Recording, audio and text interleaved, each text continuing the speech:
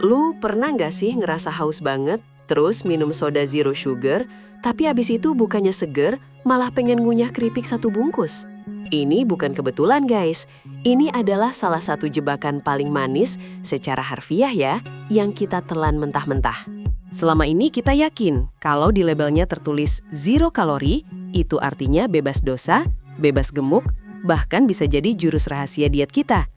Tapi, di Fakta First, kita akan bongkar tuntas. Pemanis buatan ini mungkin 0 kalori, tapi efeknya ke tubuh dan otak kita justru bisa bikin kita jadi lebih gendut.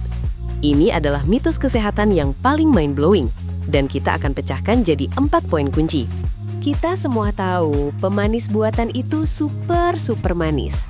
Aspartam, sukralosa, siklamat, atau bahkan pemanis dari alam macam stevia. Manisnya itu bisa 200-700 kali lipat dibanding gula biasa. Logikanya sederhana. Kalau manis, harusnya ada energi yang masuk. Dan disinilah titik pertama tipu-tipu itu dimulai. Gini guys, lidah kita bertugas jadi security di gerbang masuk tubuh. Begitu dia ngerasain manis yang luar biasa, dia langsung teriak ke otak, "Woi, energi besar datang, siap-siap!" Otak pun langsung sigap, memberi perintah ke seluruh sistem pencernaan, terutama pankreas, untuk siap menerima serangan glukosa besar-besaran. Otak kita punya memori evolusioner, manis sama dengan energi, sama dengan bertahan hidup. Masalahnya, begitu sinyal sampai, energinya 0 besar. Itu kayak kita pesan makanan super mewah di restoran, tapi yang datang cuma piring kosong. Otak kita langsung shock dan kebingungan. Dia merasa tertipu. Ini disebut dengan sweetness disconnect. Rasa manis masuk, tapi kalori yang ditunggu-tunggu tidak pernah muncul. Apa akibatnya? Otak yang lapar ini, yang sudah terlanjur dipicu, akhirnya mengirim sinyal balik yang lebih agresif. Dia bilang, "Gue butuh energi sekarang juga. Cari karbohidrat dan gula yang asli. Jangan mau dibohongi lagi." Inilah yang menjelaskan kenapa setelah kita minum soda diet, tiba-tiba kita jadi lebih gampang tergoda untuk makan donat, keripik, atau nasi padang yang porsinya double. Pemanis buatan tidak menghilangkan rasa lapar, tapi malah mempertajamnya. Dan parahnya lagi, dia mengarahkan kita ke makanan yang paling padat kalori. Mari kita pakai analogi warung kopi biar gampang. Metabolisme kita itu kayak warung kopi yang sangat terstruktur. Pankreas adalah kasirnya, dan insulin adalah petugas deliverynya. Begitu ada gula, kasir mengeluarkan insulin untuk mengantar gula itu ke sel-sel tubuh sebagai bahan bakar. Ketika kita minum pemanis buatan, walau kalorinya 0, sistem tubuh kita belum tentu 0 reaksi. Khususnya pada beberapa jenis pemanis dan pada individu tertentu, rasa manis yang intens ini, ingat, 200 kali lipat lebih manis, bisa memicu apa yang disebut cephalic phase insulin response. Gampangnya gini, walaupun tidak ada pelanggan, kasir sudah terlanjur memanggil petugas delivery karena teriakan si security lidah tadi. Insulin dilepas ke peredaran darah, mencari gula. Karena gula yang dicari tidak ada, insulin ini malah menurunkan kadar gula darah kita yang sudah normal. Ini yang kita sebut blood sugar drop. Ketika gula darah mendadak turun, apa yang terjadi? Badan kita panik. Tubuh kita meneriakkan sinyal bahaya. Gawat, energi habis, butuh makanan cepat. Efeknya, rasa laparan tidak terahankan, rasa lemas, dan keinginan kuat untuk mengonsumsi gula asli untuk mengkompensasi penurunan gula darah yang disebabkan oleh insulin palsu ini. Akhirnya, kita makan lebih banyak dari yang seharusnya. Ini adalah siklus jahat yang secara diam-diam menggagalkan diet kita, bahkan saat kita merasa sudah melakukan hal yang benar dengan memilih zero calorie.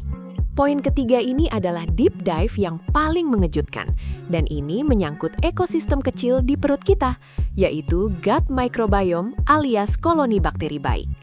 Selama ini kita fokus sama kalori dan insulin, padahal tentara kecil di perut kita ini juga ikut kena imbasnya.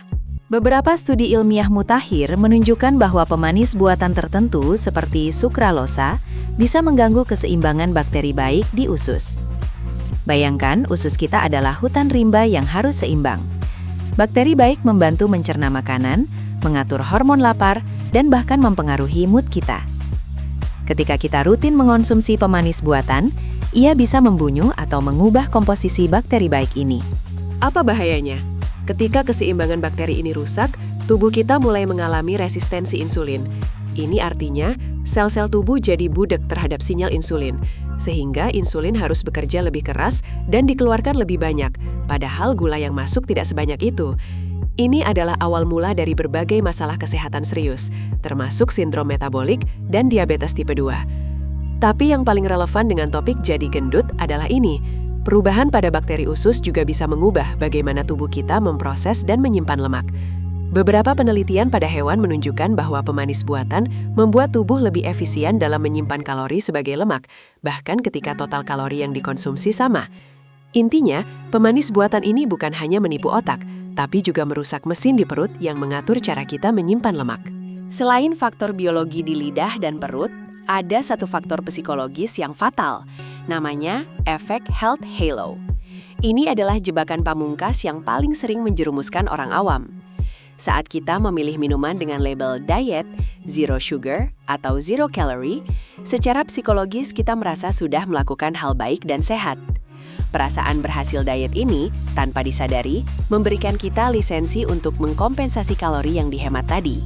Contoh paling klasik, gue kan udah minum kopi pakai pemanis buatan, jadi gue hemat 100 kalori. Nah, karena gue sudah berhemat, wajar dong kalau gue sekarang makan fries ekstra besar ini, toh gue udah berkurban tadi. Studi di Amerika Serikat menemukan fakta ironis. Orang yang rutin minum soda diet rata-rata justru memiliki body mass index atau BMI yang lebih tinggi daripada mereka yang minum soda biasa. Kenapa? Bukan karena soda diet mengandung sihir yang bikin gendut, tapi karena kompensasi psikologis ini. Kalori yang mereka hemat dari minuman jauh lebih sedikit dibanding kalori ekstra yang mereka santap sebagai kompensasi. Pemanis buatan ini membuat kita merasa bebas dosa saat minum, tapi justru mendorong kita untuk menjadi pelaku dosa kalori yang jauh lebih besar setelahnya.